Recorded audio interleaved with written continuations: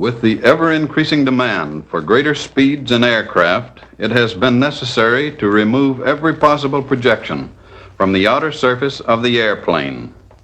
Everything that would induce turbulence with its attendant drag must be reduced to a minimum.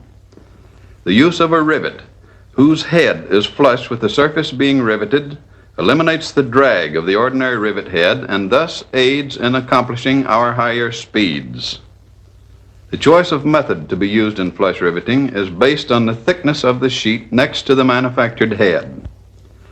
Let's assume we're driving a rivet 1/8 inch in diameter with a 100-degree countersunk head.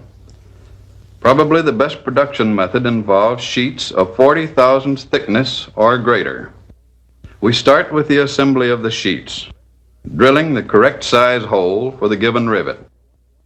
We're using a 1/8 inch rivet, so we drill a number 30 hole, then countersink, using a special countersinking tool with a 2-flute cutter and with a 100-degree cutting angle and number 30 pilot. Unless specific approval has been obtained from the stress engineer, the countersinking should not go through the first sheet. If sheets are properly clamped during countersinking, it is not necessary to disassemble them for burring, which is a costly operation. Next, we insert the rivet, the length of which has been determined by adding 1 1/2 times the diameter of the rivet to the grip. The grip, as shown here in white, is equal to the total thickness of the material being riveted. A vibrating type air gun with a flush rivet set and a regular bucking bar may be used. Ordinary riveting technique will do for driving of this type rivet. The finished rivet should have a formed head, 1 1/3 times the diameter of the rivet and about 1/2 the diameter high. The flushness of the rivet, as determined by aerodynamics, must run in the neighborhood of plus or minus 2 thousandths.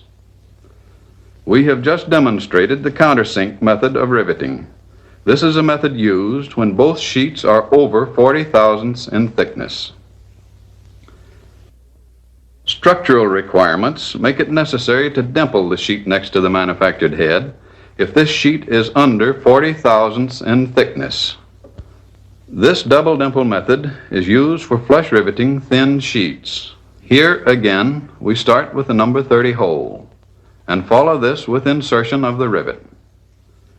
The length of the rivet is again the thickness of the material plus 1 1/2 times the rivet's diameter. The driver uses a standard flush rivet set. The bucker uses a special dimpling set that has been adjusted by the tool department to give the correct angle and depth of the dimple. Using the rivet as a punch, we dimple the two sheets together into the dimpling set. The special dimpling set is removed. The driver retains the standard flush driving set. The work then proceeds with the bucker using an ordinary bucking bar. Driving this type of rivet requires greater skill than was required in the previous method. Any clinching or offset of the rivet will cause the dimpled edge to crack. The rivet must be driven straight. We have just shown the double dimple method of riveting. This is one of the methods used when both sheets total 40 thousandths or less in thickness. A third method, used for riveting of slightly heavier gauges than in the last method, involves a separate dimpling of the sheets. Again, we start by drilling our number 30 hole. The sheets are then disassembled and machine dimpled separately on the squeezer. Note the angle of the dimpling tools. The dimpling punch for the top sheet has an angle of 100 degrees, the same as the rivet head. The dimpling die has an angle of 110 degrees. The dimpling punch for the bottom sheet is also 110 degrees to correspond with the top sheet, and the dimpling die is 120 degrees. This difference is necessary in order to get a good nesting of parts. Upon completion of the dimpling operation, the parts are reassembled.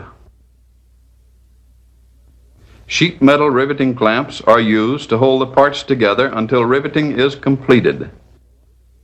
The rivet is inserted, and from here on the work proceeds using a regular flush riveting set and the ordinary bucking bar. Driving this type of rivet requires the same skill on the part of the operator as in the former dimpled method. It is very important that the rivet be driven straight. We have just illustrated the pre-dimple method of riveting. The sheets were taken apart and machine dimpled separately on the squeezer. This is a method used when the sheets are too heavy for the double dimple process.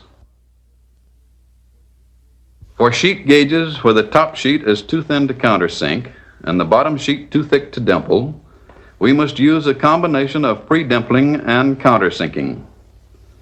The top sheet, being under 40 thousandths, must be dimpled. The bottom sheet, being over 40 thousandths, will be countersunk. Again, we start by drilling a number 30 hole.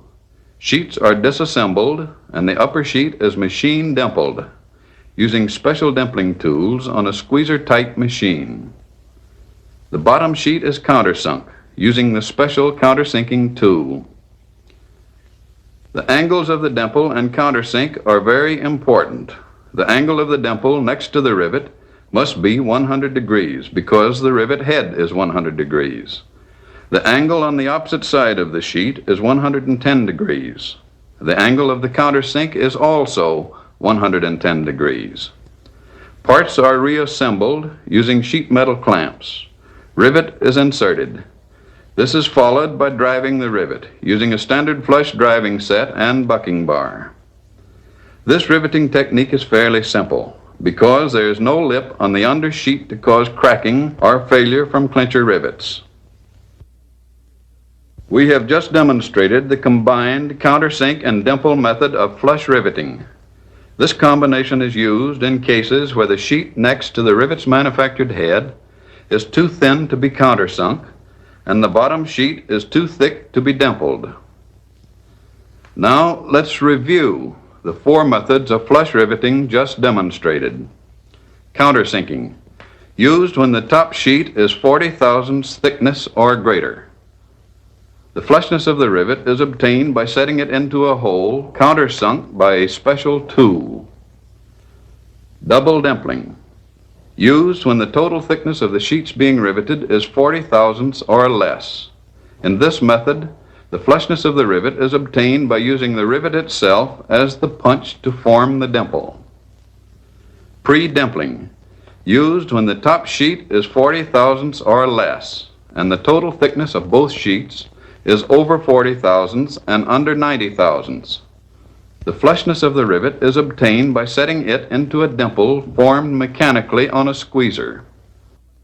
Combination, countersinking, and dimpling, used when the top sheet is too thin to countersink and the bottom sheet is too thick to dimple.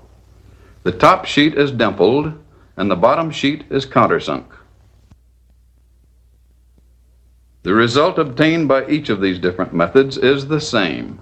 The head of the rivet is flush with the surface so that the turbulence or drag is held to a minimum.